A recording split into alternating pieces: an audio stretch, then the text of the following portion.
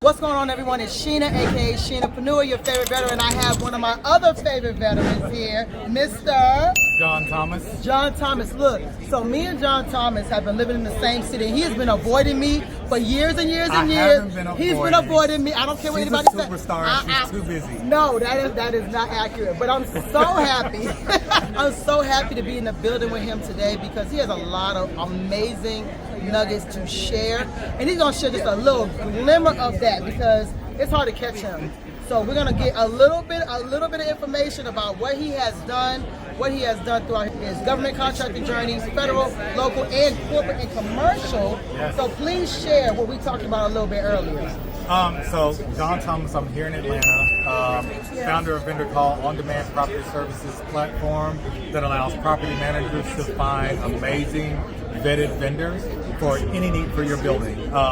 But this year is my 20th year in Atlanta. In Atlanta. So started again on the facility services side, and we grew our business basically from the ground up. He's in the trenches. The trenches. He does this for real. This is not for fake. It's not theory.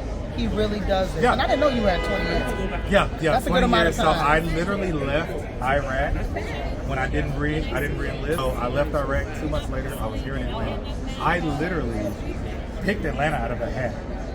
What? Yeah. How? Okay, so I migrated like everybody else. So how did you pick it out of that? What were the choices? So I'm sitting. I wanted to go somewhere different. Okay. I'm at war. I'm like, I'm going anywhere different. Where were you before? I was in LA. So I was a recruiter in LA.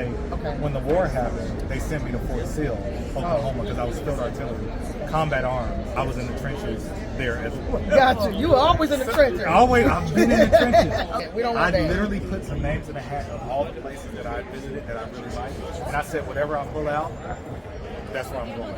I pulled out Atlanta. ATL. I landed in LA with my Dodge Durango and my military experience. And he was like, I'm here. I'm here, Atlanta. And that was 20 years ago. That was this year will make 20 years. So That's the same for me. Oh my God, same for me. Like I said, he's been avoiding me, living in the same city. So we're gonna talk about that forever. You do know that. So you do facilities management. Yes. Primarily cleaning. Yeah, primarily cleaning. Okay. So what I like to tell people is it's okay to pick, right? To I want to do cleaning, I want to do marketing, I want to do things. But the important thing is what my mom told me when I was younger, when she taught me how to drive. Pick a lane and stay in. Right? Didn't I say that earlier?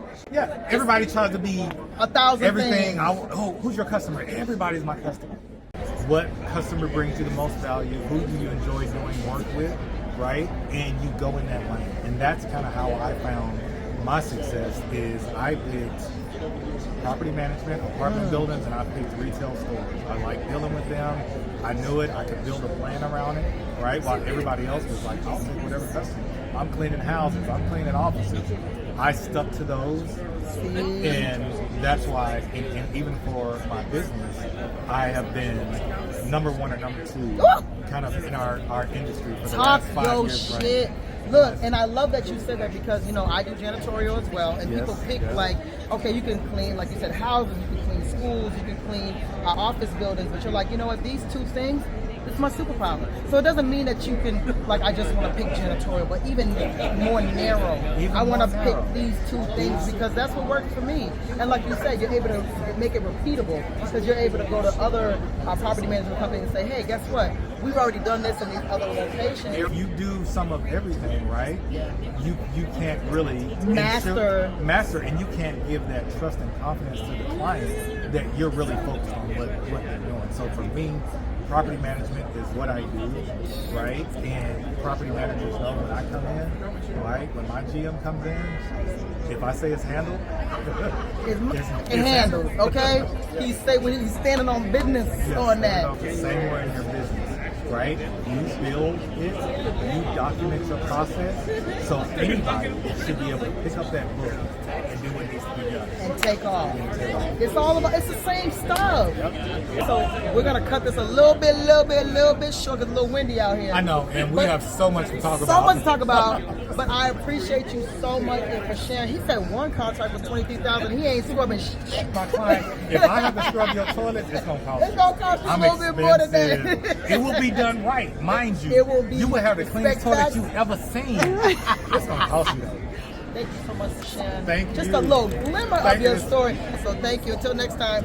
Peace out.